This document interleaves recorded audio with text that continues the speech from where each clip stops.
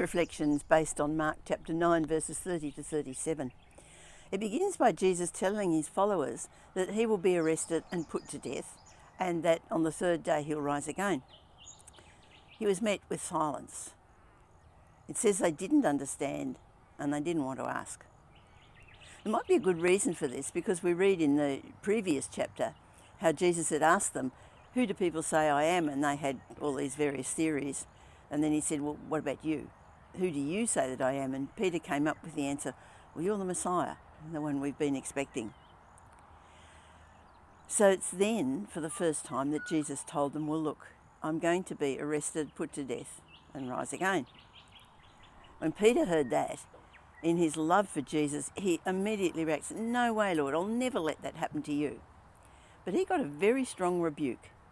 "Get behind me, Satan. You do not have in mind the concerns of God, but merely human concerns."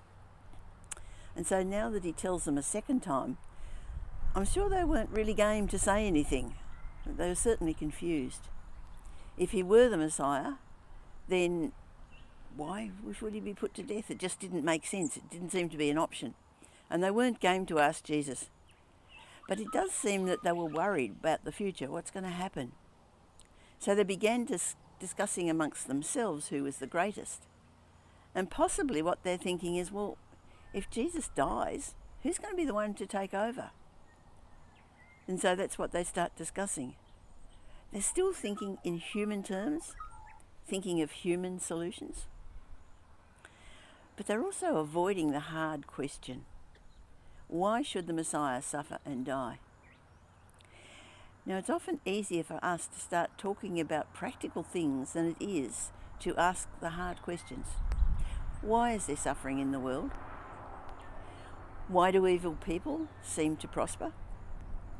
Why are human beings so brutal towards one another? Or very personally, why is this happening to me when I've done everything right?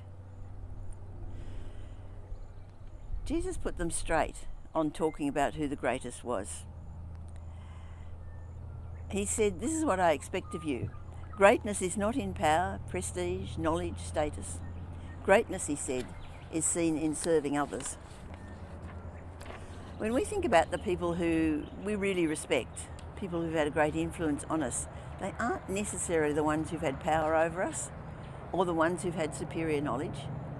Rather, we're going to remember those who were there for us when we needed them, the ones who encouraged us, the ones who were willing to give us a go at something when they themselves were probably far more capable of doing it, the ones who built us up and who loved us even when we were being very unlovable. They're the ones who've really influenced our lives. Jesus took a child and stood him in the middle of them and said, "Whoever receives a child in my name receives me." Now, children in those days were seen really as non-people. They were their father's belongings. Doesn't mean they weren't loved, but it does mean that they had absolutely no status. And Jesus is saying, look, take a person like this, a sort of a non-person, a person with no status. Children were a symbol of having no understanding. They don't understand adult concepts, but they trust. And so what he's saying to his followers was that you may not understand at this point, but you should trust, like that of a little child. Now, it's obvious that despite all they'd seen Jesus do, they still didn't understand. Although Peter had come to the realisation that he was the Messiah, he still didn't understand what it meant. They're still thinking in human terms. This Messiah was supposed to be a great conqueror. He was God breaking into human history, and everything would change from there in. It didn't make sense that he should be put to death. We see his followers are still confused when he's arrested, when he dies on the cross. Even the resurrection, it takes a long time for it to sink in what's gone on. It really wasn't until the Holy Spirit was poured out on them on the day of Pentecost that they could see the whole picture. God's plan was completely different from human ideas. But of course, God's plan was the right plan. In his speech on the day of Pentecost, Peter said this about Jesus: This man was handed over to you by God's deliberate plan and foreknowledge, and you, with the help of wicked men, put him to death by nailing him to the cross. But God raised him from the dead, freeing him from the agony of death, because it was impossible for death to keep a hold on him. Peter had finally seen it all God's way. Some years later, you've got Paul explaining what God's plan was all about, Colossians 2:13. When you were dead in your sin and in the uncircumcision of your sinful nature, God made you alive with Christ. He forgave us all our sin, having cancelled the charge of our legal indebtedness which stood against us and condemned us. He's taken it away, nailing it to the cross. This was God's plan all along, and it was the only way to deal with human disobedience. We can receive forgiveness for all we've done when we come to Jesus, acknowledge our debt to him, and seek to walk in the power of the Holy Spirit. We may not fully understand, but God is faithful and God can be trusted. God is able to listen when we ask the hard questions. We may not always understand the answer, but we will get assurance that he is with us all the way.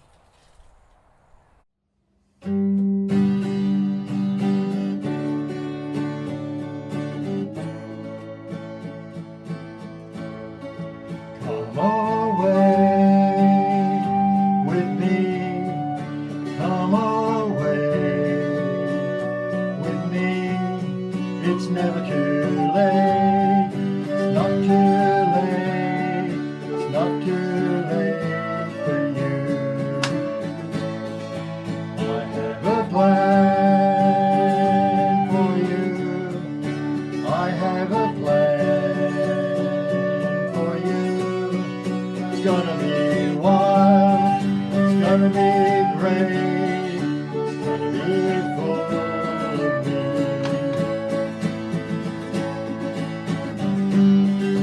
Open up your heart and let me in.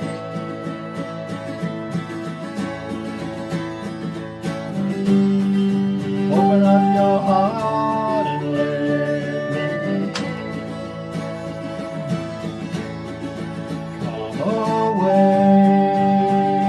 with me, come away with me.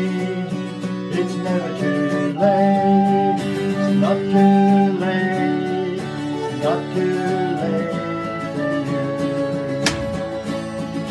I have a plan for you, I have a plan for you.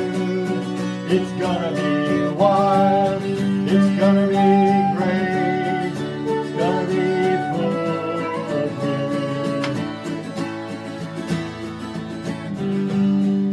I'll open up my heart and let you in.